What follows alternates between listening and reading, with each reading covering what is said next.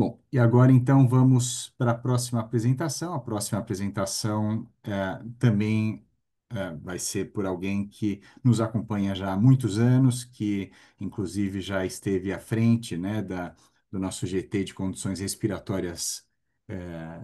respiratórias crônicas aqui do Fórum CCNTs, né, e tem liderado diferentes atividades também em parceria no Fórum CCNTs, que é a doutora Ângela Ronda, que médica também pneumologista, com uma vasta experiência aí, tanto no terceiro setor, como no setor público e no setor privado, né? E atualmente é líder de programas educacionais e diretora executiva da Fundação PROAR, e ela vai nos ajudar a responder a seguinte questão: quais estratégias, em parceria com a atenção secundária e terciária, têm melhorado a atenção a essas condições, né? Então, portanto, asma, DPOC e polipose nasal. Já existem resultados concretos? Muito obrigado por novamente aceitar o nosso convite, Ângela.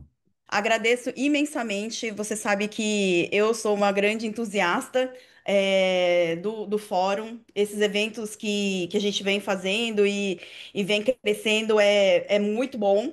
A gente tem conseguido evoluir em informação e, como a Yara já disse no início, né, informação também é tratamento, porque eu acho que no momento em que a gente consegue levar a informação para o paciente, isso é muito importante. Quando o Pedro traz ali a linha do tempo, né, do tratamento e do próprio conceito da asma, então vou falar primeiro da asma aí, a gente vê esse grande problema, né, e hoje o que de fato acontece com as hospitalizações e mortalidade, né, o paciente e infelizmente muitos profissionais de saúde ainda acham que asma é uma doença de crise. E que ele precisa tratar essa crise no pronto-socorro e que ele melhorando da crise, ele volta para casa e ele está curado. Né? Então, o conceito da doença crônica, que a gente vem falando aqui todas as vezes que a gente se encontra, todos os posts e informações que a gente coloca, né, para trazer doença crônica. E eu fico feliz que hoje também tem um membro do Ministério da Saúde aqui. Basicamente, asma e DPOCs deveriam estar no mesmo patamar que hipertensão e diabetes. Então, hoje, a gente falar que a gente tem essa relação de atenção secundária com atenção terciária, né? E se isso é importantíssimo. A gente já viu, né, no decorrer da evolução da própria hipertensão e da diabetes, das doenças cardiovasculares, o quanto a gente conseguiu diminuir de mortalidade e internação. Então, eu espero muito que a gente esteja nesse mesmo caminho para asma e DPOC, que são duas doenças crônicas não transmissíveis. Então, elas fazem parte, e no momento em que a gente hoje consegue trazer a informação da doença, a implementação, porque assim, acesso e informação em relação aos documentos, a gente praticamente tem tudo. Tá? A gente tem linha de cuidado de asma e DPOC publicado, a gente tem PCDTs, a gente está esperando aí a atualização do PCDT de asma, né? A gente teve a consulta pública do PCDT de DPOC e mesmo a primeira versão preliminar, queria parabenizar, né, a Conitec e o Ministério da Saúde, que realmente foi um documento muito bem feito, né, e que deu para ver que muitas pessoas ali ajudaram e acho que dentro da consulta pública a gente conseguiu, né, levar mais informação e fazer com que, de fato, o que é importante chegue até o paciente. Mas o que a gente precisa é de implementação, né? Então, isso de melhorar, e vocês viram que os primeiros tópicos falaram sempre de doença grave. O paciente com doença grave, ele morre mais, ele precisa de mais cuidado, até porque ele tem mais hospitalização. Mas o que a gente mais se preocupa é que esse paciente grave está na mesma fila para passar na especializada do paciente leve e moderado. Então, o paciente leve e moderado com asma ou com DPLC, eles estão não controlados. E eles ficam hoje na fila, por quê? Porque a atenção primária ela não tem o conhecimento e a capacitação para conseguir fazer a condução desses pacientes. O que antes a gente também tinha para hipertensão e para diabetes, né? A diabetes até mesmo para fazer a manipulação das insulinas, né? E ia tudo realmente para o endócrino. Após a capacitação, o conhecimento, a implementação realmente do conhecimento e da linha de cuidado, a gente viu que conseguiu-se uma organização. Então, temos resultados concretos hoje para as doenças respiratórias? Sim. Temos algumas cidades, e imagino que Lígia esteja aqui, né, Sônia também, para mostrar realmente resultados concretos do que a gente consegue a partir do momento em que a gente faz esse encontro, né, da parte intersetorial, para que realmente a atenção primária e secundária seja realmente capacitada para que esses pacientes possam ser tratados ali e somente os pacientes graves cheguem até a especializada. Até porque eu sempre conto aqui, né? Pneumologistas, nós somos muito poucos. Então, se toda a asma e DPOC fosse diagnosticada hoje, não tem pneumologista para tratar, tá, gente? Então, asma leve e moderado, DPOC leve e moderado é para ser tratada na atenção primária. E a atenção primária depois que a gente faz a capacitação, é muito lindo. Eu posso dar um exemplo, lá em Guarulhos mesmo, quando a gente fez uma capacitação com a Lígia, o pessoal já estava, e aí, onde estão esses pacientes? Né? Então, assim, é possível. A gente precisa realmente organizar isso e fazer com que as taxas de mortalidade das hospitalizações caiam realmente, porque acesso aos medicamentos temos. Precisamos, talvez, desburocratizar alguns deles, que são o que a gente precisa para o atendimento primário e da maioria dos pacientes.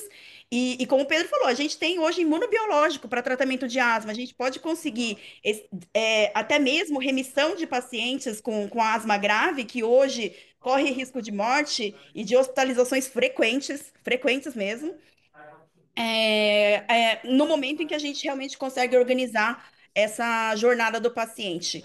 E o paciente com. Ah, e um conceito importante, né? Asma, a mortalidade de asma e uma crise grave de asma, ela não acontece só no paciente com asma grave. Esse é sempre um conceito que eu gosto de colocar. Qualquer paciente, independente do nível de gravidade, seja uma asma leve, moderada ou grave, pode ter uma crise grave que leve à morte. Então, é importante que todos os pacientes tenham diagnósticos, tenham tratamento e que eles realmente sigam um tratamento adequado dentro da sua doença crônica, não é uma doença aguda. Já a DPOC, a gente tem um subdiagnóstico maior ainda do que o da asma, né? Porque começa pela sopa de letrinhas, né? DPOC, muitos pacientes acabam não identificando isso como doença, então basicamente a bronquite crônica e o enfisema pulmonar juntos, né? Por isso que surgiu a sigla DPOC, que é doença pulmonar obstrutiva crônica, que hoje a maior causa é o tabagismo ainda, e a exposição da queima de biomassa, que hoje no Brasil a gente tem uma grande representação pelo uso de fogão a lenha durante a infância e adolescência. Tá? Aqueles fogões a lenhas e que realmente ficam dentro do domicílio do paciente, tá? Então, isso sim, essas exposições dessa queima orgânica da biomassa pode causar DPOC. E o paciente com asma, né, que tem a asma grave e que realmente sofreu crises frequentes e não foi controlado adequadamente, ele pode ter uma obstrução lá na frente que acaba se tornando um paciente como um paciente de DPOC.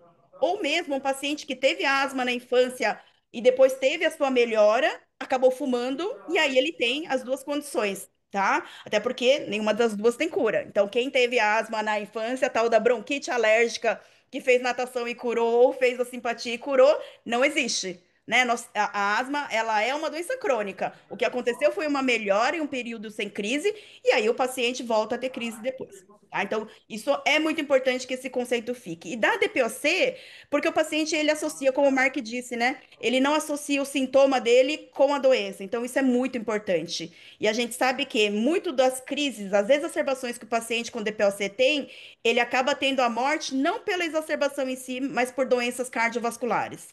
Então, só para finalizar, Mark, os pacientes que já estão no ambulatório, por exemplo, de hipertensão, hoje, hipertensão e diabetes, tem um estudo que foi publicado aqui do Brasil, que lá em Goiânia, que eles fizeram uma chamada dos pacientes que estavam no ambulatório para fazer o controle, a consulta do dia, e fizeram espirometria naqueles pacientes 40, com mais de 40 anos que já tinham fumado ou que fumaram.